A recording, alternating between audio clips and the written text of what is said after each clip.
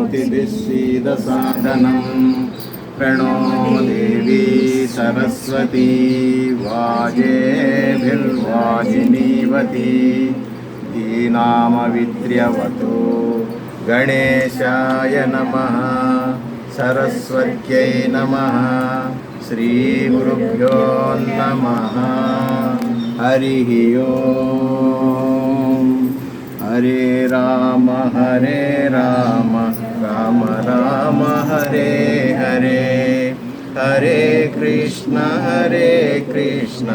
कृष्ण कृष्ण हरे हरे ओम साईश्वराय विद्महे सत्यदेवाय धीमहि तन्नः सर्वं प्रचोदयात्। ओम शांति शांति शांति।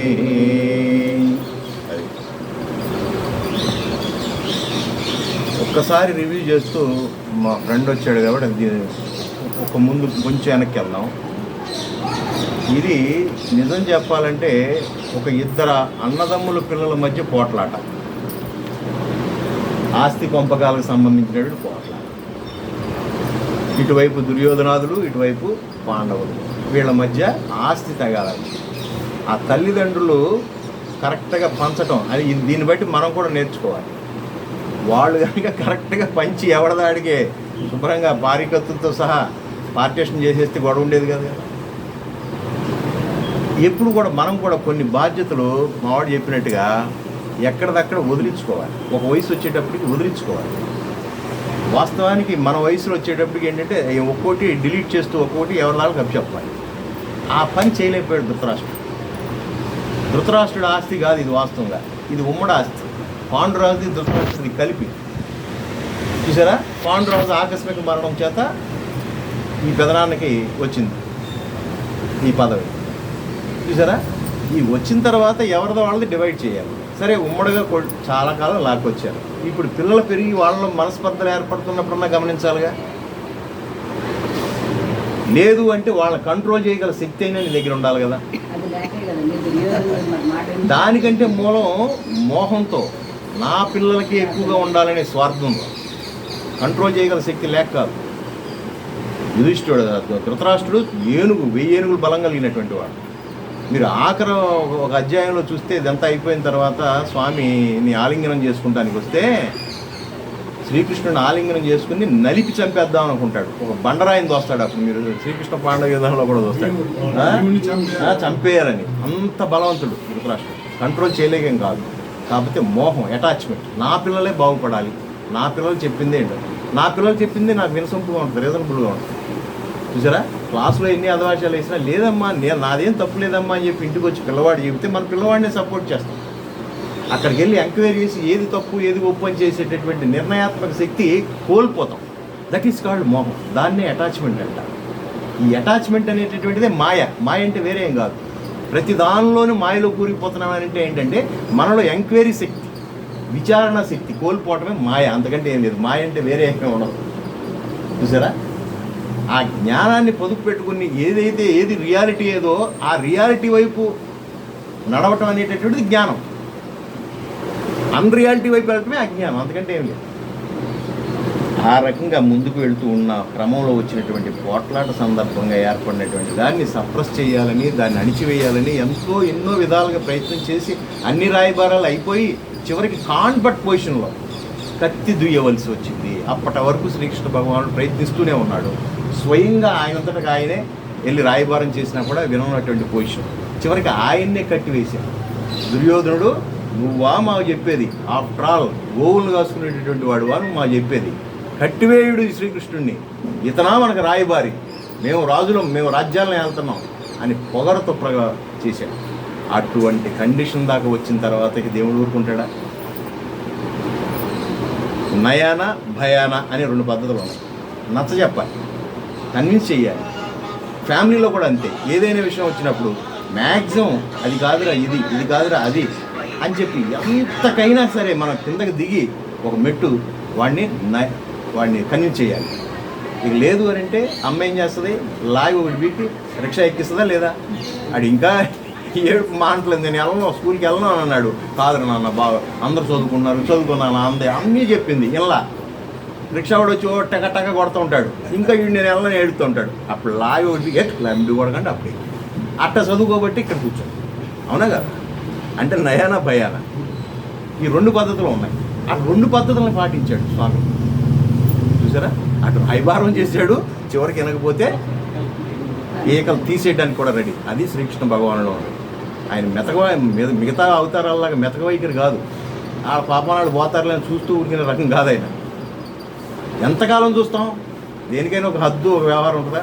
ధర్మబద్ధం, ధర్మాన్ని కోసం దేన్నైనా సరే లెక్క చేయడానికి. చూసారా, అటువంటి స్థితిలో ఆ ధర్మయుద్ధం ఏర్పడిపోయింది.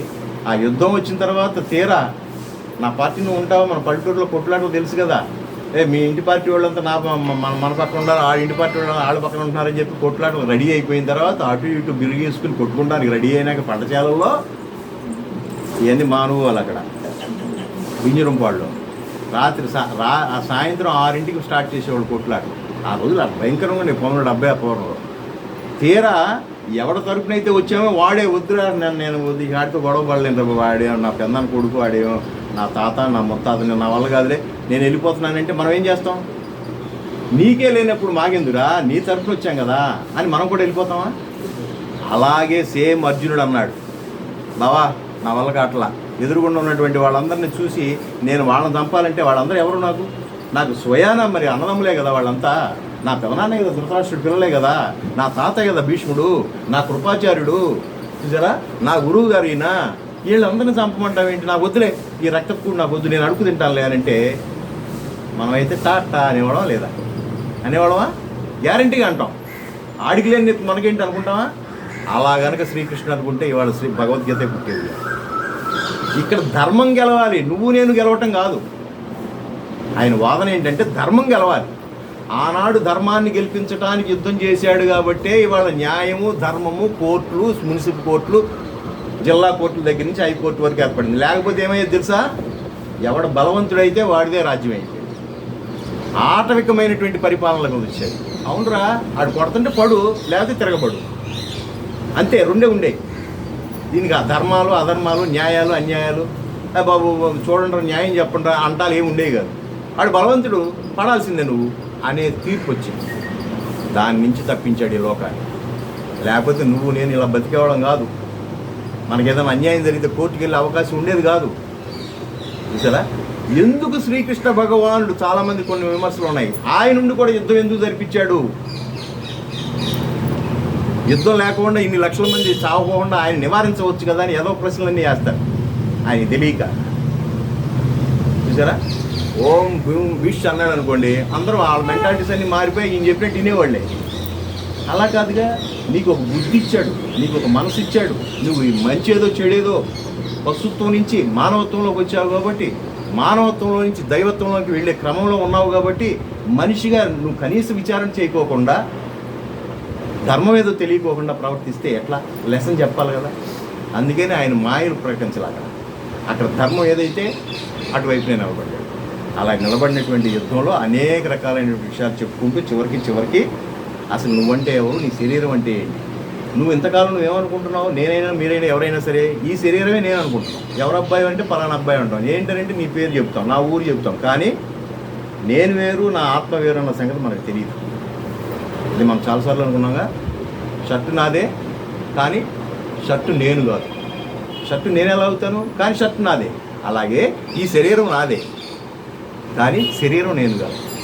ఇది కీలకం భగవద్గీత. మరి ఏమిటి నువ్వు శరీరం కాక ఏమిటి? ఆత్మ. ఏమిటి? నాకు ఉంది శరీరం, నీకు ఉంది, అందరికీ ఉంది. అవును, అందరిలోనూ ఉన్నాడు, అందరినీ నడిపిస్తున్నటువంటి వాడు ఉన్నాడు, వాడు కనపడ్డాడు.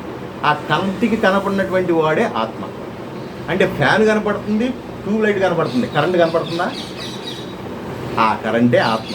అట్లాగే సకల జీవరాశిలోనూ ఉన్నటువంటి వాడే ఆ భగవంతుడు. వాడికే నువ్వు రకరకాల పేర్లు పెట్టావు, సత్యసాయిబాబా అన్నావు, షిరిడి సాయిబాబా అన్నావు, రాముడు అన్నావు, కృష్ణుడు అన్నావు. అసలు వాడి రూపమే లేదు. కరెంట్కి రూపం ఉంటుందా?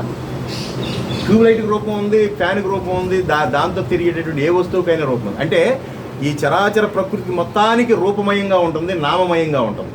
దీనికి ఒక రూపం ఉంది, దీనికి ఒక నామం ఉంది. ఇది వేప చెట్టు అన్నాం, అది సపోటా చెట్టు అన్నాం, ఇది ఈ మనిషి అన్నాం, ఆ మనిషి అన్నాం. కానీ భగవంతుడికి ఏ రూపం లేదు, ఏ నామం లేదు. కానీ లోపల కరెంటు ఉండి ఏ రకంగా ఫ్యాన్ని తిప్పిందో, ఏ రకంగా వెలిగిస్తుందో, ఏ రకంగా మిక్సీని పనిచేస్తుందో, ఏ రకంగా పెద్ద పెద్ద టర్బైన్స్ తిప్పుతుందో, ఆ కరెంటే ఈ ప్రతి జీవిలోనూ ఉన్నట్టుగా దాన్నే ఆత్మ అన్నారు, దాన్నే భగవంతుడు అన్నారు. ఈ విషయం చెప్పడానికి ఉపనిషత్తులు 108, అంతకంటే ఇంకా వేరే ఉన్నాయి, ఇంకా బోల్డని ఉపనిషత్తులు ఉన్నాయి, వేదాలు ఉన్నాయి. ఇవన్నీ ఎన్నో సంవత్సరాల నుంచి ప్రయత్నం చేసింది. కానీ చాలా సింపుల్గా 700 శ్లోకాల్లో 650 శ్లోకాలు ఆయన మాట్లాడిన దానిలో ఈ ఆత్మ అంటే ఏంటో మనకి క్లాసిఫై చేసుకుంటూ ఈ శరీర దృష్టి నుంచి ఈ శరీర భ్రాంతిని పోగొట్టుకుని ఆత్మ వైపు, ఆత్మజ్ఞానం వైపు ప్రయాణించే దిశగా ఈ లోకాన్ని మలిచినటువంటి మహానుభావుడు శ్రీకృష్ణ భగవానుడు. అటువంటి అవతార పురుషుడు అనేక విషయాలు చెప్పుకుంటూ చివరికి ఈ మోక్ష సన్యాస యోగంలో ఏమంటాడంటే, ఇదం తేనా తపస్కాయ నా భక్తాయ కదాచన నచా శుశ్రూషవే వాచ్యం నచ మాం యోభ్యసూయతి. నీకు బోధించబడినటువంటి ఈ గీతాశాస్త్రమును తపస్సు లేని వానికి కానీ, భక్తుడు కాని వానికి కానీ, వినుటకు ఇష్టం లేని వానికి కానీ, నన్ను దూషించు వానికి కానీ ఎన్నడూను చెప్పదగినది కాదు. ఇది ఎవడబడితే చెప్పేది కాదు. నువ్వురా అని ఫోన్ల మీద ఫోన్లు. స్వామి నాతో ఎందుకు చేస్తున్నాడు అనుకుంటున్నావు ఇంతకాలం నుంచి? నువ్వు వినదగినటువంటి వాడు, నువ్వే కాదు ఈ లోకంలో అందరూ వినదగినటువంటి వాడు. కానీ నీకు టైం వచ్చింది, వినాల్సిన టైం వచ్చేసింది. అందుకనే ఎక్కడెక్కడోళ్ళకు ఫోన్లు చేసి మాట్లాడిస్తాడు, ఎవరెవరితోనూ. ఏంటి ఇది ఏమైనా పిచ్చి పెట్టిందా? భగవద్గీత రమ్మని 10 సార్లు చెప్తాడేంటి, ప్రతిసారి నోటిఫికేషన్ పెడతాడేంటి అని అనుకోవచ్చు. నా ఫ్రెండ్కి చెప్తున్నాడు. చూసారా, ఇది ఎవరైతే అర్హులో, ఎవరైతే వారికి కాయ పండకుండా కింద రాదు, అట్లాగే ఆ పక్వ స్థితికి వచ్చాడు. వినవలసిన టైం ఇది, విని ఆచరించవలసిన టైం. అంతకుముందు ఎన్ని చెప్పినా వినవు నువ్వు, నేనేనో నువ్వేనో. ఆ హార్మోన్స్ ప్రభావం అలా ఉంటాయి, చూసారా. కాబట్టి నువ్వు రావాలి, నువ్వు వినాలి. అటువంటి వాడికి ఈ శాస్త్రాన్ని బోధించు. ఎవడైతే మూఢుడు, నేను వినను, నాకు అనవసరం, దేవుడు లేడు అన్నవాడికి చెప్పాల్సినటువంటి అవసరం లేదు. పైగా ఈ శారీరకమైనటువంటి సుఖాల కోసం మాత్రమే ఈ భూమి మీద జీవించి శారీరక సుఖాలను అనుభవిస్తూ అనేక రకాలైనటువంటి పుట్టిన రోగాలతో చచ్చిపోదాం, ఏమైనా పర్వాలేదు, నా సుఖాలను మాత్రం వస్తు వాహన ప్రపంచంలోనే సుఖం ఉంది తప్ప ఈ ఆత్మజ్ఞానంలో సుఖం లేదు అనుకునేటటువంటి భౌతికవాదులతో ఇది చెప్పకూడదు. చూసారా, శరీరమే ముఖ్యంగా భావించే వాళ్ళకి ఇది ఎక్కదు. కాదు, ఈ శరీరాన్నే కాదు, ఈ సకల సృష్టిని నడిపించేటటువంటి వాడు ఒకడున్నాడు, వాడెవడో, వాడికి సంబంధించినటువంటి జ్ఞానం ఏదో తెలుసుకోవాలన్నటువంటి జిజ్ఞాస ఉన్న వాళ్ళకి మాత్రమే ఇది ఎక్కుతుంది. అటువంటి వాళ్ళనే పిలవమన్నాడు. నేను పిలిచాను అని అంటే అదే అర్థం, నేను పిలవట్లే, ఇక్కడ భగవంతుడు పిలుస్తున్నాడు. కాబట్టి ఇక్కడ ఈ శాస్త్రాన్ని ఎవరికి బోధింపరాదో ఈ శ్లోకం తెలియజేసింది. ఎలా అనగా, అతి పవిత్రమైనటువంటి ఈ బోధ అపాత్రతకు అనర్హతకు వశంగబడుట నిరుపయోగం కారాదు. అపాత్ర దానం చేయొద్దు అంటారే, బాబు ఒక 100 రూపాయలు ఇవ్వండి, తిని చాలా రోజులైంది అని అన్నాడు అనుకోండి ఎవరన్నా, ఆడిని చూడంగానే పాపం ఇవ్వాలనిపిస్తుంది. చూసారా, కొంచెం పరిశీలనగా బుద్ధి పెట్టి ఆడి అంక చూస్తే అప్పటికే తాగేసి ఉంటాడు, ఊగుతూ ఉంటాడు. అంటే ఇంకో 100 రూపాయలు ఇస్తే ఇంకో కొంత వేసుకుందామనే ఉద్దేశం కదా. అలాంటి వాడికి దానం చేయొచ్చా? అది అపాత్ర దానం అవదా? అలాగే ఈ జ్ఞానం కోసం ఎవరైతే అరువులు చేస్తారో, ఈ జ్ఞానం కోసం ఎవరైతే ఎదురు చూస్తారో అటువంటి వారికి జ్ఞానం చెప్పాలి తప్ప ఎవరికి పడితే అలా చెప్పేది. అలా చెప్తే వినటానికి అర్హమైనటువంటి కుటుంబాల్లో పుట్టాం, మన అదృష్టం. ఎందుకు అదృష్టం? వాళ్ళు శుభ్రంగా ఉండటానికి, తినటానికి అన్ని రకాల హాయిలు ఉన్నాయి. ఒక గంట ఇక్కడ కూర్చుని వినగలిగేటటువంటి స్తోమత మనకు ఉంది కాబట్టి మనకు అవకాశం ఉంది. అవునండి, రోజువారీ కూలీ నాలి చేసుకునేటటువంటి వాడు పిట్టను కొట్ట పొయ్యిలో పెట్టాలనేటువంటి వాడు కుదరదు కదా. మరి కుదిరినటువంటి కుటుంబాలు మనం కూర్చోకపోతే ఎవరు కూర్చోవాలి? చూసారా, కాబట్టి ఆ రకమైనటువంటి వారికే చెప్పాలి. ఈ గీతాశాస్త్రం ఎవరికి ఉపదేశింపరాదు అంటే తపస్సు లేని వారికి, భక్తి లేని వారికి, భగవంతుడి మీద భక్తి లేనటువంటి వాడు. భక్తి అంటే మనం చాలాసార్లు అనుకున్నాం, కోరికల భక్తి కాదు. భక్తి అంటే కేవలం కోరికల భక్తి కాదు. చూసారా, అవసరమైనప్పుడు అమ్మ నాకు చెప్పి 200 ఇప్పించమ్మా అన్న రోజులు పోయి, అంటే అమ్మ మీద ప్రేమ అంతటితో ఆగిపోయిందా? మనకి కాదు, కోరిక కోరతాం అమ్మని. తర్వాత అమ్మ అంటే మనకు విపరీతమైనటువంటి ప్రేమ. లేకపోతే అమ్మ లేని రోజు ఎంత బాధపడ్డాం చూసారా. భగవంతుడి మీద కూడా అంతే. కోరికలు భక్తి కాదు, నువ్వు కోరుకో తప్పులేదు, అమ్మని నాన్న అడగ ఎవరిని అడుగుతావు, కానీ భగవంతుడి బిడ్డ అనిపించుకోవాలి. భగవంతుడి మీద ప్రేమ ఉండాలి, కానీ భగవంతుడు ఇచ్చే వరాల మీద కాదు. చూసారా, ఆ రకమైనటువంటి భక్తి లేని వారికి చెప్పకూడదు. శుశ్రూష చేయని వానికి, శుశ్రూష చేయటం అంటే ఏంటి? గురువుకు ఒక సేవ చేయటం, తల్లిదండ్రులకు సేవ చేయటం. చూసారా, పెద్దలకు సేవ చేయాలనేటువంటి దృక్పథం కలిగినటువంటి వాళ్ళకి చేయాలి, వాళ్ళకి చెప్పాలి. చూసారా, శుశ్రూష చేయకోకుండా ఎన్ని రకాలైనటువంటి మాటలు మాట్లాడినా, ఇంట్లో తల్లిదండ్రులు సరిగా చూడకోకుండా వాళ్ళని కొట్టి తిట్టి హింసించి ఎప్పుడు పోతాడని ఎదురు చూసేటటువంటి వాడు వచ్చి ఎన్ని గుళ్ళు తిరిగితే ఏమి, ఇక్కడ కూర్చుని ఎన్ని ప్రసంగాలు వింటే మాత్రమే. చూసారా, దైవంతో సమానమైనటువంటి తల్లిదండ్రులు చూడాల్సినటువంటి బాధ్యత ఉంది కదా. అటువంటి బాధ్యత విస్మరించి భగవద్గీత ఎన్నిసార్లు వింటే మాత్రం ఉపయోగం ఏంటి? చూసారా, చూడండి స్వామి ఎన్ని విషయాలు చెప్పాడు చూడండి. కాబట్టి అటువంటి శుశ్రూష చేయడానికి చెప్పాలి. అలాగే భగవంతుని నిందించడానికి చాలామంది నిందించేటటువంటి పరిస్థితులు దిగజారిపోతాం ఒక్కోసారి. దాన్నే మాయ అంటారు.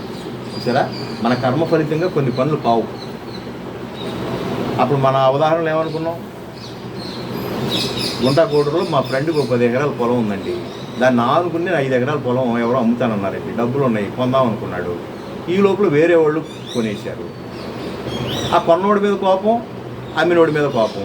ఎందుకు కాడిగట్టు ఆ 5 కూడా కలుపుకుంటే 15 బిట్ అవుద్ది అనుకున్నాడు వాడు. చివరికి ఆయనకి అమ్మేశాడు. వీళ్ళిద్దరి మీద కోపం, చివరికి సాయిబాబా మీద కోపం. అటు తిరిగి ఇటు తిరిగి. దేవుడు లేడు. దేవుడు ఎక్కడున్నాడు? గురువారం శుభ్రంగా స్నానం చేసి కొబ్బరికాయ కొట్టి నేను అడ్వాన్స్ ఇద్దాం అనుకుంటే అక్కడ కుదరలేదు. అప్పుడు దేవుడు లేడు అని ఇక నుంచి నేను సాయిబాబా గుడికి వెళ్ళనన్నాడు. అయిపోయింది. 6 నెలలు కట్ చేస్తే వాడి కోసం చెప్తున్నాను. 6 నెలలు అయిపోయింది. అయిపోయిన తర్వాత ఆ కొన్నోడు ఎదురుపడ్డాడు. ఎవడు మీరు కొందాం అనుకున్న పొలమే ఆయన కొన్నాడు, ఆయనేనని చెప్పి పక్కన పాలేరు చెప్పాడు.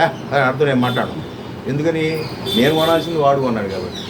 ఆయనకి పలకరించిన ఏమన్నా రాంబాబు గారు బాగున్నారా? ఏం బాగుంటాంలే, నేను కొందాం అనుకున్న పొలం నువ్వు కొనేసావుగా. కొన్నాను కానండి, మీరే కొని ఉండాల్సింది. ఏమైంది? అది లిటిగేషన్లో పడిందండి, మైండ్ రాస్తంట, అమ్మకూడదంట, కొనకూడదంట. నేను 60-70 లక్షలకి ఇరుక్కుపోయానండి. ఇప్పుడు కోర్టు చుట్టూ తిరుగుతున్నానండి. ఆ బాధ ఏదో మీరు పడేవాళ్ళు. అమ్మయ్య దేవుడు ఉన్నాడు నాయన అని ఇక్కడి నుంచి మొదలెట్టాడు. గురువారం కొబ్బరికల్లా. అంటే ఏంటి? అంటే ఏదైనా పని మనం అనుకున్నట్టుగా జరిగితే భగవంతుడు ఉన్నాడని, లేకపోతే భగవంతుడు లేడని మన లెక్క. అది కాదురా నాయన. నీకు ఏది ఎప్పుడు ఎక్కడ ఎలా ఇవ్వాలో నాకు తెలుసు. నువ్వు కర్మను ఆచరించు, ఫలాన్ని నాకు ఇచ్చే. ఆ ఫలం నీకు ఎప్పుడు ఇవ్వాలో అప్పుడు ఇస్తా. ఇప్పుడు ఇచ్చావనుకో నీకు అరగదు. అరిగే టైంలో, బాగా ఆకలేసే టైంలో నీకు ఇస్తా. అదే ఆయన చెప్పింది. అంతే. మీరు పని చేయండి, ఆ ఫలితాన్ని మాత్రం మీరు ఆశించకండి, నా దగ్గర దాచుకోండి అన్నాడు. అది మనకు అర్థం కాదు అసలు విషయం. ఇదేంటి ఫలితం లేకపోకుండా మనం ఎట్ట పని చేస్తాం? మనం ఎప్పుడు కూడా బేరగాళ్ళమే కదా. ఏదైనా లాభం వస్తేనే కదా మనం గొప్ప బేరగాళ్ళం, మామూలు బేరగాళ్ళం కాదు కదా. మనకు తెలీదా? మన సిస్టర్స్ అందరూ మా పొద్దున్నే కూరగాయలు అమ్మేవాడి దగ్గర, తోటకూర దగ్గర నుంచి మనం బేరగాడతాం లేదా? 20 రూపాయలకి 5 కట్టలు ఇస్తావా లేదా?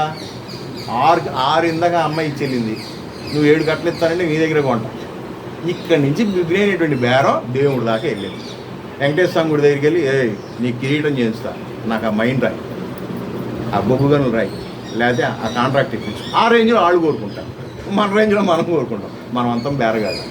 కాబట్టి భగవంతుడి దగ్గర బేరం ఆడవద్దు నాయన. నాకు తెలుసు ఏది ఇవ్వాలి. జస్ట్ మీరు అప్లికేషన్ పెట్టండి అంతే. ఎలా గ్రాంట్ చేయాలో, ఎప్పుడు గ్రాంట్ చేయాలో నాకు అనే విషయాలు చెప్తూ, దీన్ని బట్టి గీత ఎవరికి బోధించాలి అంటే తపస్సు, దాని మీద చాలా ఇంట్రెస్ట్గా ఏర్పరచుకోవాలి. భగవంతుడు అంటే ఏంటి, మనం అంటే ఏంటి, అసలు ఈ సృష్టి తర్వాత ఏమవుతుంది, మనం ఎక్కడికి వెళ్తాం పోయిన తర్వాత? ఇక్కడితో ఎండ్ అయిపోయిందా? అమ్మయ్య 70 ఏళ్ళు 60 ఏళ్ళు 80 ఏళ్ళు వచ్చేసినాయి కదా, హ్యాపీ, అన్నీ అయిపోయినాయి కదా శుభ్రంగా, ఇప్పుడు రామరామ కృష్ణ కృష్ణ అంటే పోతే సరిపోయిందని అనుకుంటున్నావేమో. అస్సలు లైఫ్ అక్కడి నుంచి అంట స్టార్ట్. ఆ పుస్తకం అయితే నా మైండ్ పోయింది. లైఫ్ బిగిన్స్ విత్ డెత్ అన్నాడు. జీవితం చనిపోయిన దగ్గర నుంచి స్టార్ట్ అవుద్దంట. అదేం పురాణం అండి? అది గరుడ పురాణం. అది చదివించాలి. గరుడ పురాణం చదివితే తెలుస్తుంది లైఫ్ పోయిన తర్వాత జీవితం ఏంటి. అంటే ఇలాంటి లోకాలు అనేకం ఉన్నాయి. పైన కొన్ని లోకాలు, కింద లోకాలు. మనం ఏమనుకుంటాం అతల వితల సుతల రసాతల తలాతల పాతాళ అని చెప్పేసి అధోలోకాలు, మరి ఊర్ధ్వలోకాలు, స్వర్గం అని ఇంకా రకరకాలైన పూర్వలోకం, సూర్యలోకం, అధోలోకం, ఇదే లోకం, అదేదో బ్రహ్మలోకం. పైన అన్ని భోగలోకాలు, కింద అన్ని నరకలోకాలు. ఇప్పుడు ఎక్కడ ఉన్నాం మనం? మధ్యలో ఉన్నాం. ఇప్పుడు నీ దారెటు, పైకి వెళ్తావా కిందకి వెళ్తావా? పైకి వెళ్ళాలంటే ఇది పుచ్చుకోవాలి, కిందకి వెళ్ళాలంటే ఏది పుచ్చుకోవాలి? అసలు లోకాన్ని పుచ్చుకుంటే చాలు. ఇప్పుడు తేల్చుకో, భగవద్గీత వినాలా వినకూడదు. ఆషామాషి కాదు అసలు. ఆధ్యాత్మికత అంటే ఆషామాషి కాదు, ఎంటర్టైన్మెంట్ కాదు. దీనిలో రాకముందు ఒక రకంగా ఉంటుంది, వచ్చిన తర్వాత నీ పర్స్పెక్టివ్ మారిపోతుంది. కానీ విల్ పవర్ పెరుగుతుంది, కాన్ఫిడెన్స్ లెవెల్స్ పెరుగుతాయి. చూసారా? ఆ రకంగా చెప్తూ ఈ గీతాశాస్త్రం శ్రద్ధగల ఇతరులకు బోధించేవారు తనకు అత్యంత ప్రియులని. ఇది ఎవరైతే శ్రద్ధగా వింటున్నారో, ఎవరైతే బోధిస్తున్నారో వీళ్ళు నాకు ప్రియులు అంటున్నారు. ఆయన చెప్తున్నాడు స్వామి. కాబట్టి మనం ఆయన ఫ్యాన్స్. మొత్తానికి మనం ఆయన ఫ్యాన్స్ అయిపోయాం. ఆయన గ్రాంట్ అన్నాడు, చెప్పిన వాళ్ళకి విన్న వాళ్ళకి. నిజంగా వినేవాళ్ళు లేకపోతే చెప్పేది కూడా. నిజంగా మనం లేకపోతే భక్తులు లేకపోతే భగవంతుడు ఎక్కడ ఉన్నాడు? భగవంతుడికి భక్తుడు ఎంత అవసరమో భక్తుడికి భగవంతుడు అంత అవసరమో. చూసారా? ఇదంతా మ్యూచువల్ అనమాట. దీన్నే సత్సాయిబాబా చాలా సింపుల్గా మీకు అదే పెట్టానుగా, చూసారా? 2 చాక్ పీసులు దొరికితే ఆయన ఏం చెప్పాడు? చూసారా ఎంత గొప్ప చెప్పాడండి? చూసారా? అది ఒక సర్కిల్ గీశాడు, ఇది జీవుడు అంటే మనం. ఇంకో సర్కిల్ గీశాడు, ఇది దేవుడు. దీన్ని ద్వైతం అన్నారు. అంటే ఇక్కడ 2 కనపడుతున్నాయి, జీవుడు వేరు గారు, దేవుడు వేరు గారు. అది తుడిపేశాడు. మళ్ళీ ఒక పెద్ద సర్కిల్ గీశాడు, ఇది దేవుడు. దాని లోపలే చిన్న సర్కిల్ గీశాడు, ఇది జీవుడు. అంటే దేవుడు లోపలే జీవుడు ఉన్నాడు. చూసారా? ఇది తర్వాత అది కూడా చెడిపేసి ఒక సర్కిల్ గీశాడు. మళ్ళీ ఇంకొక సర్కిల్ మళ్ళీ దాని మీదే గీశాడు. ఇందాక 2గా ఉన్నదేమో ద్వైతము, ఒకదానిలో ఒకటి ఉన్నదేమో విశిష్టాద్వైతం. ఆ విశిష్టాద్వైతమే ఇగో ఈ వీళ్ళు పాటించేది, 3 నామాల వాళ్ళు పాటించేది. సరే? అద్వైతం అంటే 2లే ఒకటే, ఉన్నది ఒకటే. దేవుడు వేరు, జీవుడు వేరు కాదు. అది తెలియనంత వరకు జీవుడు వేరు, తెలిసినాక దేవుడితో సమానమే అనేటటువంటి విషయాన్ని చెప్తూ ఒక పెద్ద సర్కిల్ గీసి దాని మీదే మరి ఇంకొక గీత గీసి 2 మిక్స్ అయిపోయాయి. అంటే జీవుడు వేరు, దేవుడు వేరు కాదు, 2 ఒకటే. తెలియనంత వరకు విశిష్టాద్వైతము. ఇంకా లో లెవెల్ అయితే ద్వైతము, జీవుడు వేరు, దేవుడు వేరు. అంటే జీవుడు వేరు, దేవుడు వేరుగా ఉన్నటువంటి విషయాన్ని విశిష్టాద్వైతంలోకి వచ్చి అక్కడి నుంచి అద్వైత స్థితికి రాగలిగినప్పుడే మనకి ఆత్మ సాక్షాత్కారము లేదా ఆత్మజ్ఞానము ఇలాంటివన్నీ అవుతాయి. అది హయ్యెస్ట్ ఇదనమాట. కాబట్టి మనం భక్తులు, పూజలు, వ్యవహారాలు, విగ్రహాలు ఇవన్నీ కూడా విశిష్టాద్వైతం కింద వస్తాయి. ఆ తర్వాత లెవెల్ వేరు అసలు. అదే షిరిడి సాయిబాబా లెవెల్, అదే శ్రీ సత్యసాయిబాబా లెవెల్, అదే శ్రీ రమణ మహర్షులు భగవానుల లెవెల్. వాళ్ళకి 2 లేవు, వాళ్ళు చూపే ఒకటి. నువ్వు వేరు కాదు, నేను వేరు కాదు. ఆ స్థితికి చేరటమే భక్తుడి యొక్క ప్రథమకంట. అటువంటి విషయాలు చెప్తూ యయమం పరమం గుహ్యం మద్భక్తేష్వభిదాస్యతి భక్తిం మయి పరాం కృత్వా మామే వైష్యత్య సంశయః. ఎవడు అతి రహస్యమైనటువంటి ఈ గీతాశాస్త్రమును నా భక్తులకు చెప్పునో అట్టివాడు నా యందు ఉత్తమ భక్తి గలవాడై సంశయరహితుడై నన్నే పొందగలడు. అందుకని జీవితంలో వదలకూడదు. జీవితంలో టెక్స్ట్ బుక్ పట్టుకున్నాము అంటే దీన్ని కంటిన్యూ చేయాలన్నమాట. మన గుప్తా గారు అట్లాగే చేసేవాడు. సరే, మన ఎన్ఆర్ కాలేజీ గుప్తా గారు, ఆయన కామర్స్ లెక్చరరు. ఆయన జీవిత పర్యంతం కూడా ఈ పుస్తకాన్ని పట్టుకున్న మొదలు ఆయన పోయేంత వరకు ప్రతిరోజు, ప్రతి శుక్రవారం, ఆదివారం అక్కడ క్లాస్ పెట్టేవాడు. అట్లా ఇంటి దగ్గర కూడా చివరికి ఆయన బెడ్ మీద ఉండి బెంగళూరు నుంచి ఆన్లైన్లో ఆయన వాయిస్ కూడా మాకు అర్థమయ్యేది కాదు. రవికుమార్, నీ వాయిస్ కరెక్ట్గా ఉంటుంది, నువ్వు చెప్పు అంట ఆన్లైన్లో కూడా నన్ను ట్యాప్ చేసాడు. ఇద్దరమే ఉండేవాడు ఆన్లైన్లో ఒక్కోసారి, అయినా కానీ వదిలేవాడు. చూసారా? ఆయాసంగా వెళ్ళిపోయాడు అటువంటి మహానుభావుడు. అట్లాగా ఎవరు ఈ అతి రహస్యమైనటువంటి గీతాశాస్త్రాన్ని నా భక్తులకు చెప్పును, ఆయన మీ అందరినీ నా భక్తులుగా భావిస్తున్నాడు. చూసారా? చెప్పును అట్టివాడు కూడా నా యందు ఉత్తమ భక్తి గలవాడై సంశయరహితుడై నన్నే పొందగలడు. కాబట్టి ఏతావాత గీత పట్టుకున్నా, రామాయణం పట్టుకున్నా, భగవంతుడిని పట్టుకున్నా ఏమిట్రా చివరికి అంటే ఆయనలో మనం ఐక్యం అయిపోవాలి. మన మెయిన్ టార్గెట్ అది. ఐక్యమైపోతే ఏంటి, ఐక్యం కాకపోతే ఏంటి అని అంటే మనకు డిఫరెన్స్ తెలుసు. ఐక్యమైపోతే మనకి చావు పుట్టుకలు ఉండవు, ఇక మళ్ళీ పుట్టటాలు ఉండవు. మళ్ళీ శరీరధారి ఈ భూమి మీద ఏ జీవిలాగానే పుట్టం. పుట్టిన దగ్గర నుంచి అన్ని కష్టాలే కదా, అవునా కదా.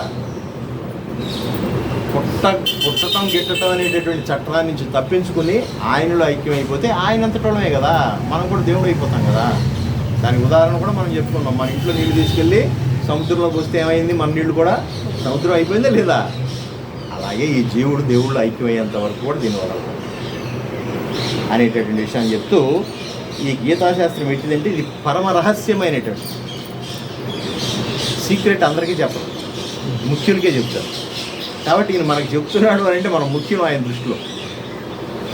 మనం ముఖ్యం కాబట్టి ఇక్కడ కూర్చోగలిగాం, లేకపోతే పొరపాటు నుంచి ఏదైనా ఎక్కుద్ది కానీ గీత ఎక్కదు. ఏమండి, ఇంకా ఏదైనా ఉంటారు. భాగవతంలో కథలు చెప్పండి, రామాయణంలో కథలు చెప్పండి, ఇంకా రకరకాల అమ్మవారి గురించి చెప్పండి, లేదా పూజలు పెట్టండి, యజ్ఞాలు చెప్పండి, ధ్వజస్తంభాలు ఎత్తండి, అటన్నిటికీ అటెండ్ అవుతాం. కానీ గీత వినాలి అని అంటే స్వామి పిలుపు మేరకే వస్తారు. ఎవరైనా సరే ఎవరో ఒకరి ద్వారా పిలుస్తారు. వార్నింగ్గా తీసుకోండి ఎప్పుడైనా సరే. నేను సత్యసాయిబాబా సంఖ్యలో నేను రెగ్యులర్గా వెళ్ళేటప్పుడు ఒక 15 సంవత్సరాల క్రితం నా అనుభవం, నేను 1-2 సార్లు పిలిస్తే వెళ్దాంలే చూద్దాంలే అనుకునేటువంటి వాడిని 1-2 సార్లు నన్ను ఎందుకు పిలుస్తున్నారు అని ఒక ఆలోచన వచ్చింది. ఇది ఏదో పిలుపులాగా ఉంది, ఆయన పిలుపులాగా ఉంది అని అనిపించేది. అట్లా నిదానంగా పర్టికులర్గా మనకు ఫోన్ చేయాల్సిన పని లేదే, చేస్తున్నారు, వెళ్తున్నాము అని అంటే ఇది ఆయన పిలిపే. ఎవరొకరి ద్వారా, ఏమండి మీరు వస్తే బాగుంటుంది కదా, రావట్లేదు ఏంటండి నేను, ఇట్లాగా చూసారా. అట్లా అందరినీ పిలిచిన వాళ్ళు మాత్రం తప్పనిసరిగా ఆయన ఫ్యాన్స్ కాబట్టి మనం ఆయన దగ్గరికి రావాలి. నచ తస్మాన్ మనుష్యేషు కశ్చిన్మే ప్రియకృత్తమం భవితా నచ మే తస్మాదన్య ప్రియతరో భువి. మనుషుల్లో అట్టివాని కంటే నాకు మిక్కిలి ప్రియమునొచ్చు వాడు రెండునూ లేడు. ఎవరో ఎట్టివాని కంటే, వినేవాడు చెప్పేవాడి కంటే ముఖ్యులు నాకు ఎవరు కాదంట. అంటే ఆయన సబ్జెక్టు ఆయన రాసిపోయాడు కదా, ఆయన చెప్పిపోయాడు కదా. నా పుస్తకం ఎవరైనా చదువుతున్నాడని చూస్తుంటాడు. రేపొద్దున పైకి పోయినా అడుగుతాడు, ఏమిరా రాంబాబు 5500 సంవత్సరాల క్రితం ఈ భూమి మీద వదిలిపెట్టి వెళ్ళాను కదా, ఈ పుస్తకంలో ఏముందన్నా ఎప్పుడన్నా తొంగి చూసావా, ఎవరన్నా చెప్పగా విన్నావా? విన్నాను సార్, అయితే నీకు 50% మార్కులు వచ్చేసింది. కాస్త కొంత తెలుసుకుందామని ప్రయత్నం చేశాను సార్, నేను కూడా ఒక 2-3 శ్లోకాలు చదివి దాని తాత్పర్యం చేసుకుని అయితే 25% వేసుకో. ఇంకెంత మిగిలింది? 100లో ఇంకా 25% ఉంది. నేను వింటమే కాదు సార్, నేను కాస్త కూర్చో చదవటమే కాదు సార్, నా పారాయణం చేయడమే కాదు, అమలు చేశాను సార్, ఆచరణ చేశాను. మీరు చెప్పినట్టు ఆచరణ చేశానండి. 100 మార్క్స్ 100 మార్క్స్ వస్తే ఇంకా పాస్ అయిపోయినట్టుగా. పాస్ అయిపోతే మళ్ళీ వచ్చే సంవత్సరం అదే క్లాస్లో కూర్చుంటావా? కూర్చోవుగా. నీ తరగతి పెరిగిపోయినట్టే కదా. ఆ తరగతి ఏంటి, పెరిగిన తరగతి ఏంటి అని అంటే ఆయనలో ఐక్యమైపోవడం. దట్ ఈస్ కాల్డ్ మోక్షం. చూసారా, ఏ చదువు చదివిన తర్వాత మరొక చదువు చదవలసినటువంటి అవసరం లేదో దాన్నే ఆత్మజ్ఞానము, ఆత్మ చదువు అన్నారు. అటువంటి చదువు కోసం మనం అరులు చాచాలి. చూసారా, ఆ రకంగా చెప్తూ ఇక్కడ మరియు అతనికంటే నాకు మిక్కిలి ఇష్టడైనటువంటి వాడు ఎవరు ఉన్నాడు, ఈ భూలోకం మరి ఒకడు కలగబోడు. ఎంత గొప్ప హామీ ఇచ్చాడు కూడా. ఈ గీతాశాస్త్రాన్ని విని చదివి ఆచరించినటువంటి వాడు, ఈ గీతాశాస్త్రాన్ని బోధించినటువంటి వాడు, ఇద్దరు ఇష్టలే నాకు. అటువంటి వాడు కంటే కూడా ఇంకా నాకు మిగతా వాళ్ళు ఎవరితోనూ అంత ఇదేం కాదు, మీరే హయ్యెస్ట్ ప్రయారిటీ. సో కాబట్టి ఈ గీతాశాస్త్రాన్ని మనం అంత ఇదిగా తీసుకోవాలి. అధిక పుణ్యం సంపాదించుకున్నాడు, ఎలాగనగా ఆ కారణం ద్వారా అతడు సర్వేశ్వరునికి మహత్తర ప్రియమును అనొచ్చు, తత్ఫలితముగా సాక్షాత్ బ్రహ్మ సాయుధ్యమునే పడుతున్నాడు. ఆయన వచ్చి వింటాడట. ఆయన చెప్పినటువంటి శాస్త్రాన్ని వీడు ఎంతవరకు అర్థం చేసుకున్నాడు, ఎంతవరకు బోధిస్తున్నాడు, వీళ్ళు ఎంతవరకు ట్రాన్స్మిట్ అవుతుంది. బట్ రిసీవర్స్ సరిగ్గా ఉన్నాయా లేవా? రిసీవర్స్ సరిగ్గా ఉంటేనే కదా. ఆల్ ఇండియా రేడియోలో పాట వస్తానే ఉంటుంది, విజయవాడ నుంచి వదులుతాడు. కానీ మన ఇంట్లో సరిగా లేదనుకో, రేడియో వస్తుందా మన ఇంట్లో? అంటే మనం ఏం చేయాలి, మన ఇంట్లో రేడియోని సరి చేసుకోవాలా లేదా? దాని యాంప్లిఫైరో లేకపోతే దానికి ఉన్న లోపల అయస్కాంతం ఏదో మొత్తానికి బ్యాటరీయో ఏదో ఒకటి కరెక్ట్గా ఉంటే ఆ పాట మన ఇంట్లో వినపడుతుంది. లేదా నా ఇంట్లో వినపట్టలేదు, నా ఇంట్లో వినపట్టలేదు అంటే వాళ్ళ ఇంట్లో వినపడుతుందంటే వాళ్ళ ఇంట్లో రిసీవర్ బాగుందయా, నీ ఇంట్లో రిసీవర్ బాగాలి. అలాగే చెప్పేవాడు కంఠస్వాష, రిసీవర్ సరిగా లేకపోతే. కాబట్టి ఇక్కడ రిసీవర్స్ అవునా కదా, రిసీవర్స్ని ఆయన ప్రేమిస్తున్నాడు, ట్రాన్స్మిట్ చేసేవాడిని అంటే బోధించేవాడిని ఇద్దరిని ప్రేమిస్తున్నారు. కాబట్టి అందరం కూడా ఆయన ఫ్యాన్సే. కాబట్టి ఇక్కడ ఎలర్ట్తో వినండి అనేటువంటి విషయాన్ని చెప్తూ, జగన్నాథుడుకు సర్వేశ్వరునికి ప్రియుడుగా నుండి కలిగినట్టు జన్మ ధన్యం. మన జన్మ ధన్యం అయిపోయింది. ఇది నేను కాంక్రీట్గా చెప్తున్నా. నాకు ఇంత పవర్, వాచస్పతిగా మాట్లాడగలిగేటువంటి శక్తి, యుక్తి కానీ అప్పటికప్పుడు ఆ జ్ఞానాన్ని కానీ ఆయన అందించకపోతే ఒక్క ముక్క రాదండి. ఇంకా దేని గురించి అయినా మాట్లాడతాం, పిట్ట కథలు ఎన్నైనా చెప్పగలుగుతాం, కానీ భగవద్గీత గురించి అంత తేలిగ్గా రాదు. పారాయణం చేయాలన్నా అసలు ఒక రకమైనటువంటి అది పూర్వజన్మ సుకృతం ఉంటేనే. ఆ సుకృతం ఉన్నాం కాబట్టి ఇక్కడ కూర్చున్నాము. అటువంటి జన్మధన్యం.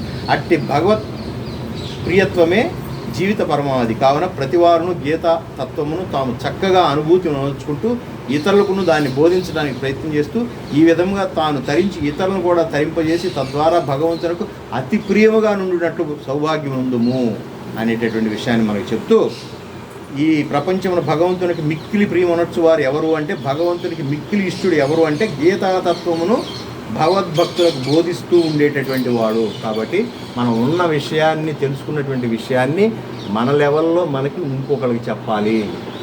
ఇక్కడ మనం నేర్చుకోవాల్సింది ఏంటంటే, మన లెవెల్లో మనం ఇంకోళ్ళకి చెప్పాలి. ఎవరు చెప్తామండి, పక్కింటోడు వింటాడా, వినడు. అసలు పక్కింటోడు అసలు వినడు కదా. మన ఇంట్లో లేరా, అది చక్కగా మనవరాళ్ళు లేరా, గీతా శ్లోకం ఒక్కొక్కటి చదివి వినిపించు, వాళ్ళతో చదివించు, దానిలో ఉన్నటువంటి చిన్న చిన్న విషయాలను కథల రూపంలో చెప్పు. ఇది చేయమంటున్నాడు, భగవంతుడు చెప్పినటువంటి విషయమే. దీన్ని మీరు ఇటు ఇటు వదిలేయొద్దు అన్నాడు. అదే సత్యసాయిబాబా చెప్పినట్టు మొన్న పరమేశ్వరరావు చెప్పారు. ఏం చెప్పారు అక్కడ, మూడు బొమ్మల కథ గుర్తొచ్చిందా? 3 బొమ్మలు ఉంటాయి అబ్బాయి, ఇందులో ఉత్తమమైనటువంటి బొమ్మ ఏదో తేల్చాలి. మొన్న ఇక్కడ చెప్పాడు, గుర్తుందా? అంటే మనం ఇటు నుంచి వదిలేసామన్నమాట. 3 బొమ్మలు సార్ నరసింహారావు, 3 బొమ్మల్లో ఉత్తమమైనటువంటి బొమ్మ ఏది అనేటటువంటిది తేల్చాలి. ఎవరు ఏంటి 3 బొమ్మలు అని అడిగారు.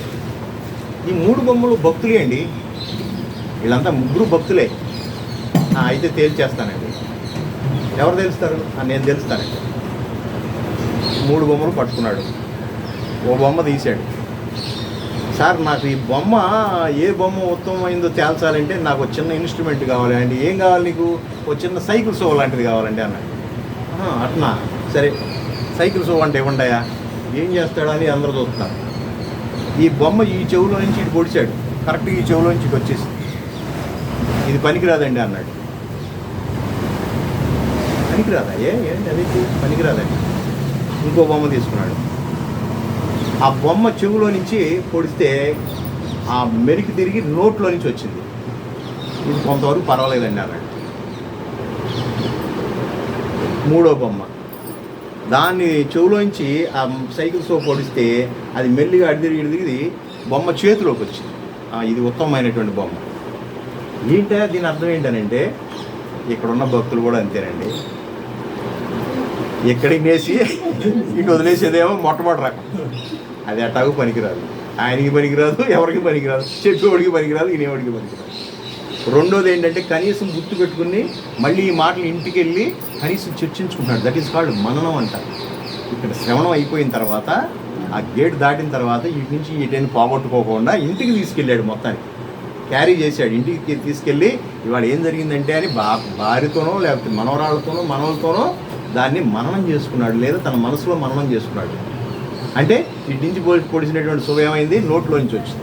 అంటే ఇటు విన్నది నోట్లోంచి మాట్లాడేసి పర్వాలేదు, ఒక మాదిరి యావరేజ్ మాట్లాడేసి. ఇటు నుంచి పొడిస్తే చేతిలోకి వచ్చింది చూడండి, వాడు వినటమే కాకుండా స్టోర్ చేసుకుంటమే కాకుండా దాన్ని ఆచరణలో పెట్టాడు. చేతితో చేశాడు ఆ పని. జరా ఆచరణ పెట్టిన వాడే ఇందులో ఉత్తమమైనటువంటి భక్తుడు. భగవద్గీత వినటం కాదు, మననం చేయటమే కాదు, నెక్స్ట్ స్టెప్కి వెళ్ళిపోవాలి, దాన్ని ఆచరణ చేయాలి. అంటే ఇదంతా భగవత్ స్వరూపంగా చూడమన్నాడు. చూడగలుగుతున్నావా? నువ్వు వేరు నేను వేరు అనేటువంటి భావంతోనే ఉన్నాం, కానీ నీ శరీరం వేరు, నువ్వు నల్లగా ఉన్నావు, తెల్లగా ఉన్నావు, ఎత్తుగా ఉన్నావు, పొడుగ్గా ఉన్నావు, ఈ రకమైనటువంటి శారీరక భ్రాంతులతోనే ఉన్నాం, కానీ ఆత్మభ్రాంతికి వెళ్ళామా? లేదు. వ్యవహారంలో ఉండొచ్చు, వ్యవహారంలో నీకు హెచ్చుతగ్గులు ఉండవచ్చు, తరతమ భేదాలు వ్యవహారంలో ఉండవచ్చు, కానీ మనసులో ఉండకూడదు. వాడిని నడిపించేది ఒకటే, నన్ను నడిపించేది ఒకటి, ఈ సర్వ సృష్టిని నడిపించేది ఒకటే, అందరిలోనూ ఉన్నవాడు ఒకటే. ఏమంటే మీరు పీల్చుకునే గాలి ఒకటేనా? నేను పీల్చుకునే గాలి ఒకటేనా? ఈ సర్వ సృష్టిలో ప్రతి జీవి పీల్చుకునేటువంటి గాలి ఒకటేనా? మీ బెడ్రూమ్లో ఉన్న గాలి ఒకటే, బాత్రూంలో ఉన్నటువంటి గాలి ఒకటే, ఎలక్ట్రిక్లో ఉన్న గాలి కూడా ఒకటేనే కదా? అటువంటి వాడండి భగవంతుడు, అన్ని చోట్ల ఆవరించాడు అనేటటువంటి దృక్పథంతో ఉండాలి.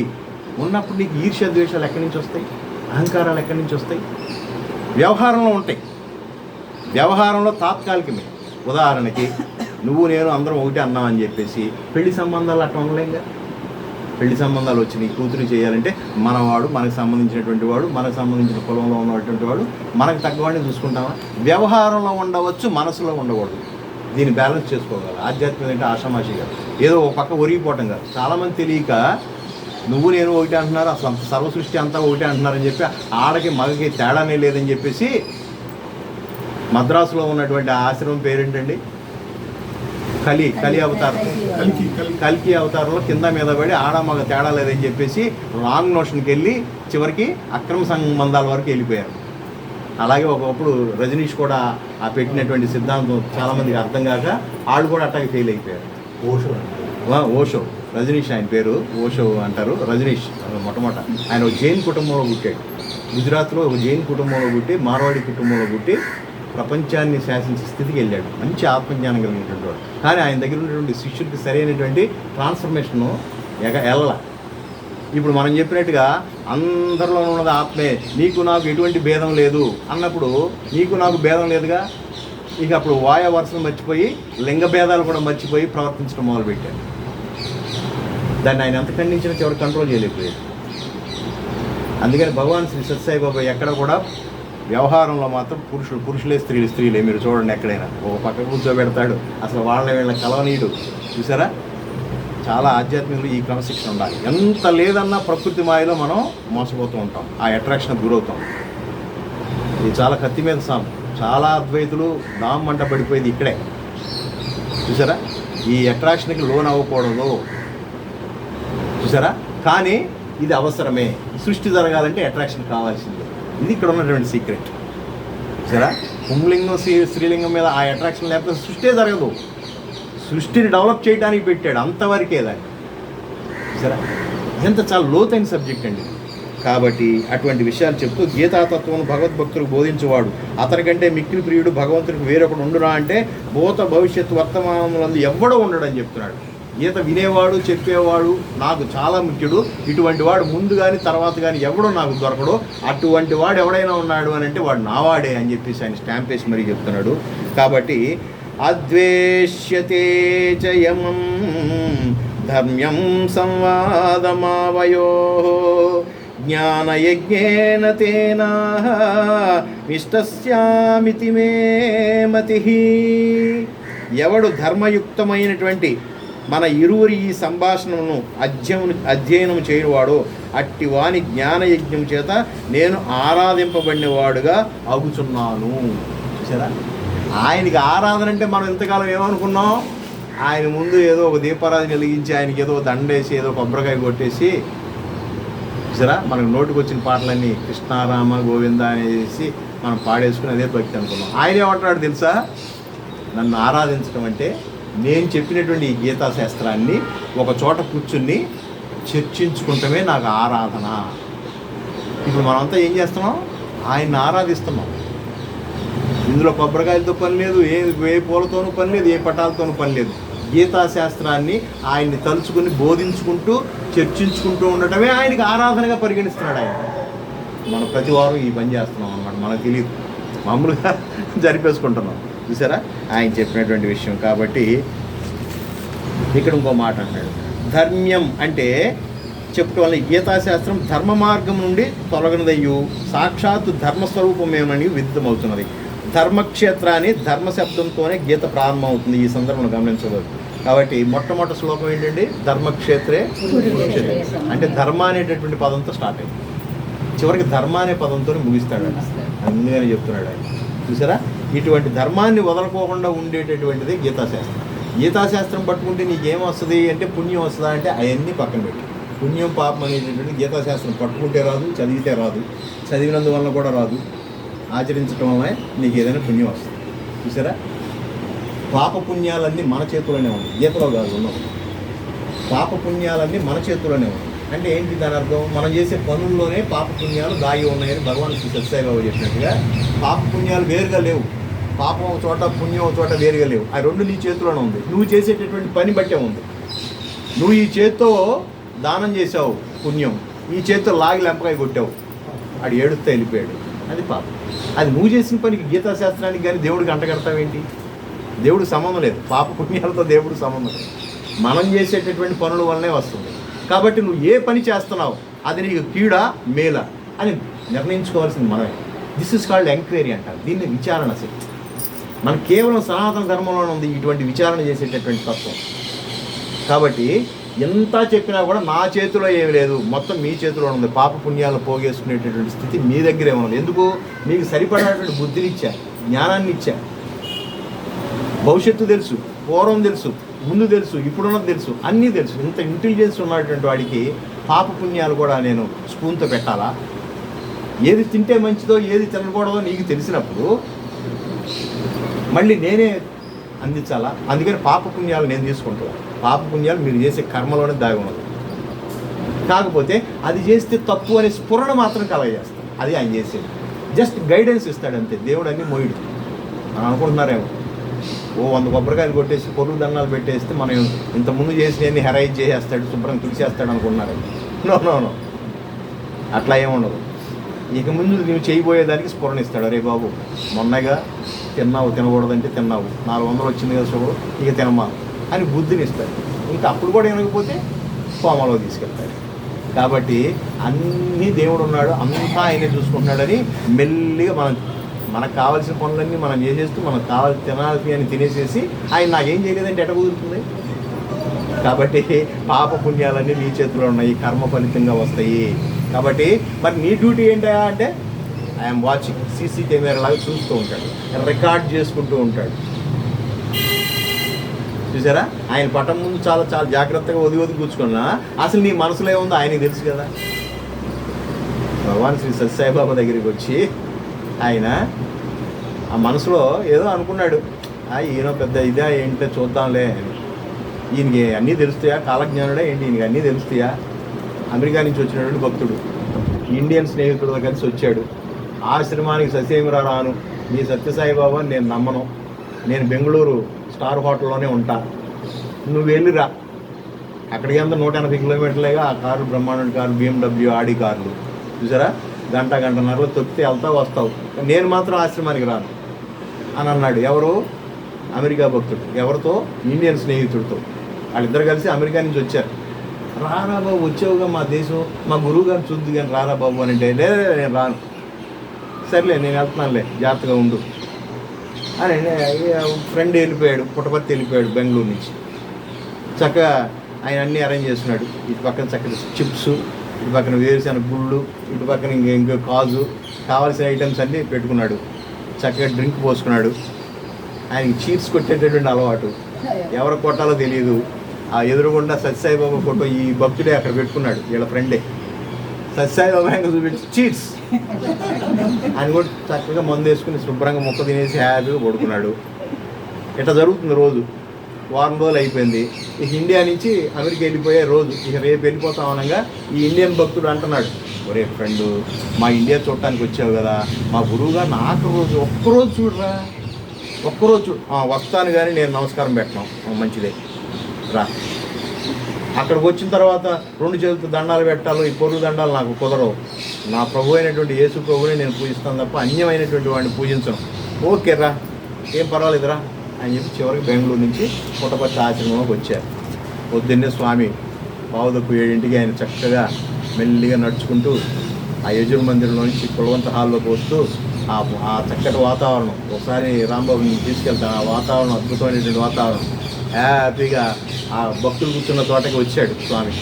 ముందు లేడీస్ని అందరినీ చక్కగా పలకరించుకుంటూ వాళ్ళు ఇచ్చేటటువంటి లెటర్స్ తీసుకుంటూ వాళ్ళని ఆశీర్వదిస్తూ, అలాగే జెంట్స్ సైడ్ నుంచి వచ్చి చక్కగా ఈ ఎదర కూర్చోబెట్టారు. ఈయన విఐపి కదా, పెద్ద డాక్టర్, ఈయన అమెరికా నుంచి వచ్చాడు, అందులో ఫ్రెండ్ రికమెండేషను, ఎదర కూర్చోబెట్టారు. కరెక్ట్గా వచ్చి స్వామి చీర్స్ చనిపోయాడు. చీర్స్ అన్నాడు స్వామి. ఏంటి నేను కుట్టాను చీర్స్, కానీ ఆ మందు కాదు, ఆ బ్రాండ్ మంచిది కాదు, దానిలో ఆల్కహాల్ పర్సంటేజ్ ఎక్కువగా ఉంది. స్వామి చెప్పాడు స్వయంగా, నువ్వు ఇంటికి వెళ్ళాక తాగదలుచుకుని, నీ కోల్డ్ కంట్రీ కదా, ఇదిగో ఈ పాలన బ్రాండ్ కాదు, అది ఏమి ఇబ్బంది కాదు, ఇది ఇబ్బంది అని చెప్పాడు స్వామి. ఆశ్చర్యపోయాడు. వెళ్ళబోయేటప్పుడు పొర్లు దండాలు పెట్టి ఒక చేసి, నాకు ఏదో ఒకటి ఇవ్వండి, మంత్రం జపం అదో ఏదో బాబోయ్ నాయన నిన్ను నేను వదలనానంటే, if you are a true Christian you must be a true Christian, if you are a Hindu you must be a true Hindu. అలాగే ముసల్మాన్ అయితే ముసల్మాన్గా ఉంది, అంతేగాని మతాలను మార్చుకునేటటువంటి అలవాటు చేయాలి. క్రైస్తులో లేడా దైవం? క్రైస్తవ దైవం కాదా? నీ మతాన్ని నువ్వు, నీ దైవాన్ని నువ్వు ఆరాధించు, ఉన్నది ఒక్కడే, ఆ రూపంలో ఉన్నాయి. చూసారా అంటూ ఇదిగో అని చెప్పి గిరా తిప్పి ఇలా తిప్పుతూ ఉన్నాడు. అందరూ చూస్తూ ఉన్నారు, ఏమిస్తాడని. ఇది రాట్లా, అయిపోయింది, సత్యసాయి బాబాకి శక్తి అయిపోయిందేమో, ఇంకా రావట్లేదు అనుకున్నారు. చూసారా, చివరికి ఒక చిన్న కొయ్య చెక్క సిలువ చేతిలోకి వచ్చింది. ఇస్తే జాగ్రత్తగా నీ మెళ్ళ వేసుకో అని ఇచ్చాడు. అమ్మయ్య, నా ప్రభు అయినటువంటి యేసుక్రీస్తు క్లాసే ఇచ్చాడని చెప్పేసి ఆయన హ్యాపీగా వెళ్ళిపోయి అమెరికా వెళ్ళిపోయిన తర్వాత, జనరల్గా మనం ఈ గేట్ దాటిన తర్వాత ఇటు నుంచి వదిలేస్తాంగా, అట్లాగే అమెరికా ఎయిర్పోర్ట్లో దిగిన తర్వాత అన్నీ మర్చిపోయాడు మామూలుగానే. ఈయన ఇచ్చినటువంటి ఈ కొయ్య ఇస్తూ అన్నాడు, లేట్ అయింది ఏంటి అని అనుకుంటున్నావా, ఇది క్రీస్తు పూర్వం 2500 సంవత్సరాల క్రితం క్రీస్తుని ఏ క్రాస్ మీద అయితే పడుకోబెట్టి శిక్ష వేశారో ఆ కొయ్య నుంచి తీసినటువంటి ఇది, అందుకే కొంచెం లేట్ అయినా. అబ్బా అని అక్కడికి వెళ్ళా కలిగింది ఈయనకి. ఇది చూద్దాం అసలు 2500 సంవత్సరాల క్రితం అన్నాడా అని చెప్పి ఫోరెన్సిక్ ల్యాబొరేటరీకి తీసుకెళ్ళాడు. అవి ఉంటాయి ల్యాబొరేటరీస్, అక్కడ రసాయనిక పరీక్షలన్నీ చేయించాడు. అసలు దీని వ్యాలిడిటీ, ఇది ఎప్పుడుది, ఈ చెక్క ఎన్ని సంవత్సరాల నాటిది అని అంటే ఇంచుమించుగా 2600 సంవత్సరాలు ఉంటుందండి దీని. ఏ వృక్షాంతో మేము చెప్పలేం, కానీ ఇది మాత్రం 2600 సంవత్సరాలు నాటి తీర్చారు. చూసారా, అప్పుడు ఆశ్చర్యపోయాడు. ఆయన పేరే మరి ఇస్లాం. ఆయన వచ్చి చివరికి ఈ హాస్పిటల్ కట్టడానికి కోట్లు డొనేట్ చేశాడు. ఆయన పెద్ద పరమ నాస్తికుడు. ఈయన మీద అనేక రకాలైనటువంటి భోగట్టాలు రచించినటువంటి వాడు. చూసారా, అంటే దైవికమైనటువంటి శక్తిని ఆ దైవం కనుక మనకి ప్రదర్శించకపోతే మనం అందరినీ ఒకే ఘాటన కట్టేస్తాం. ఏముంది ఆయనలో ఉంది, ఈయనలో ఏముందని. కాబట్టి తరచి చూడాలి. భగవంతుడు ఎందుకు ఆయన యొక్క మహిమలు చూపెడతాడంటే, these are my chocolates to you అని అన్నాడు ఆయన. నా మహిమలు అనేటటువంటి మిమ్మల్ని చాక్లెట్లు ఇచ్చి పిల్లల్ని ఎలా దగ్గరికి చేర్చుకుంటానో, నా మహిమ చూడకపోతే మీరు నా దగ్గరికి రారు. అందుకనే వరాలు ఇచ్చేది వాళ్ళు. శివుడు ధన్మంట పూజించగానే వెంటనే వచ్చేటటువంటి శివుడు వచ్చి నీకేం కావాలో వచ్చా తీసుకో అని అంటాడు మన పాత సినిమాల్లో. ఆయన ఇవ్వకపోతే మనం ఆయన పూజించాం. ఏదో రకంగా ఆయన మనని పిచ్చుక కాలుకి దారం కట్టి లాగినట్టుగా ఆయన దగ్గరికి లాక్కుంటానికి చేసేటటువంటి మహిమలే తప్ప, మహిమలు మాత్రమే దేవుడు కాదు, మహిమలు ఆయనతోనే ఉంటాయి అనేటటువంటి విషయాన్ని చెప్తూ ఆఖరిగా మనకి ఏమవుతుంది కాబట్టి ఇంకొక మాట చెప్తూ, శ్రద్ధావానసూయశ్చ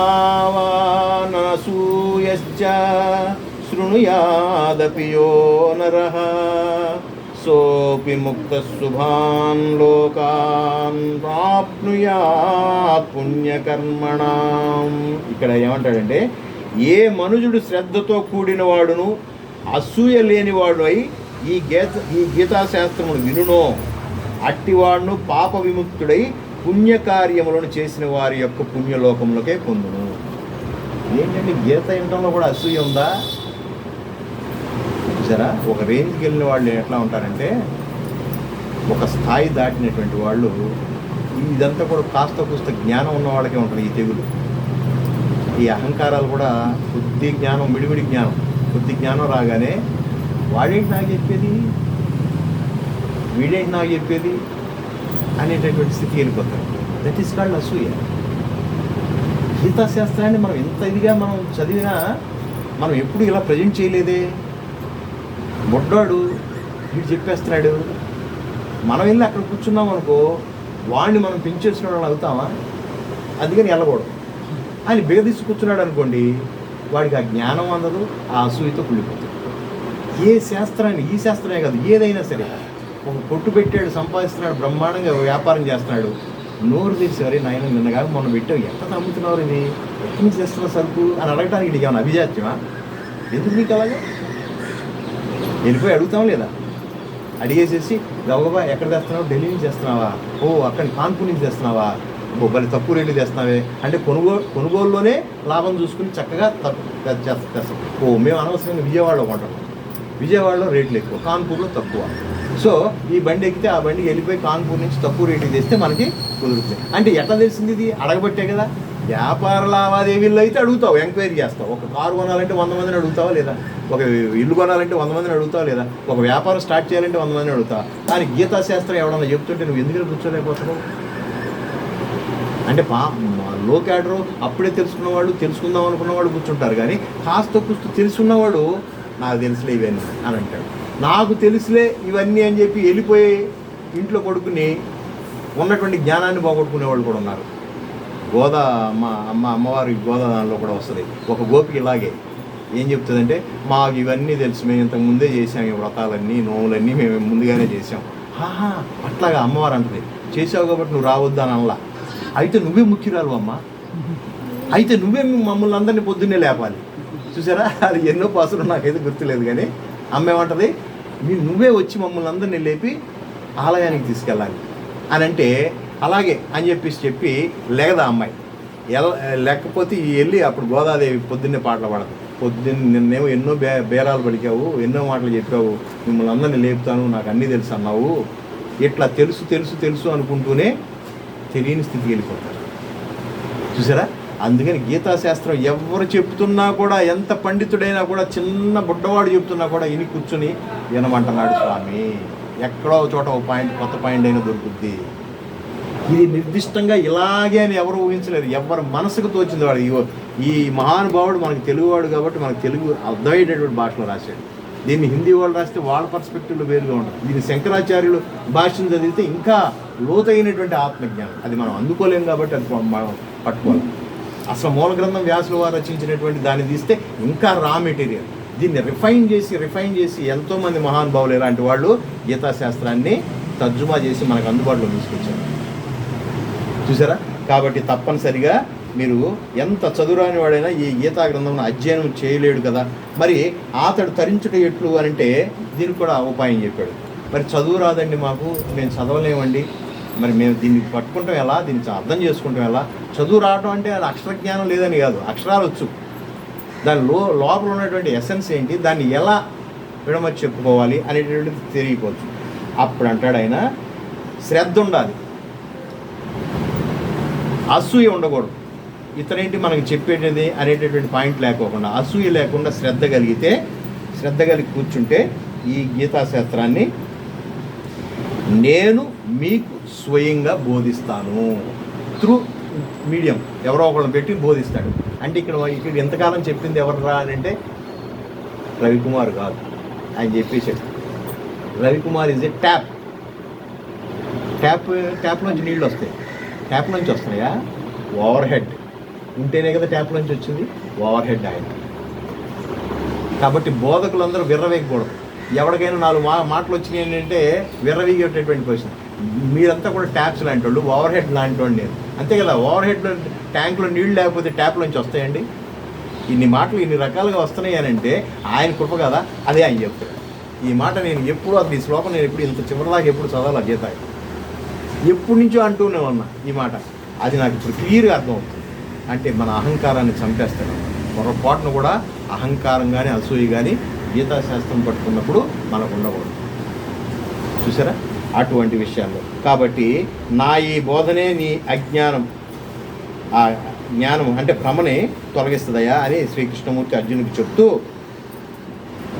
ఆఖరిగా కచ్చిదే తచ్చుతం పార్థ త్వయైకాగ్రేణ చేతసా ఖచ్చిత జ్ఞాన సమ్మోహ ప్రణష్టస్తే ధనంజయ. ఓ అర్జున, నా ఈ బోధన నువ్వు ఏకాగ్ర మనసుతో వింటావా? అజ్ఞానజనితమగు నీ యొక్క భ్రమ సంపూర్ణంగా నశించిందా అని అడుగుతున్నాను అనమాట. కాబట్టి ఇంతసేపు విన్నావు కదా, ఇన్ని చాప్టర్స్ విన్నావు కదా, ఇన్ని సంవత్సరాల నుంచి వింటున్నావు కదా, నీ అజ్ఞానం ఏమైనా తొలగించుకోగలిగావా అనేటటువంటి విషయాన్ని చెప్తూ, ఒకవేళ కనుక ఆయన అర్జునుడు కనుక మళ్ళీ సమాధానం చెప్పి నాకు ఈ ప్రశ్న ఇది నాకు అర్థం కావట్లేదు అన్నాడా? ఆయన అన్నాడా? ఈయన పొడిగిస్తాడు. ఏమంటాడో నెక్స్ట్ వారం మనం చూద్దాం. అప్పటి వరకు we have to wait. Okay, all the best. God bless. ఓ పాట పాడేసేయండి.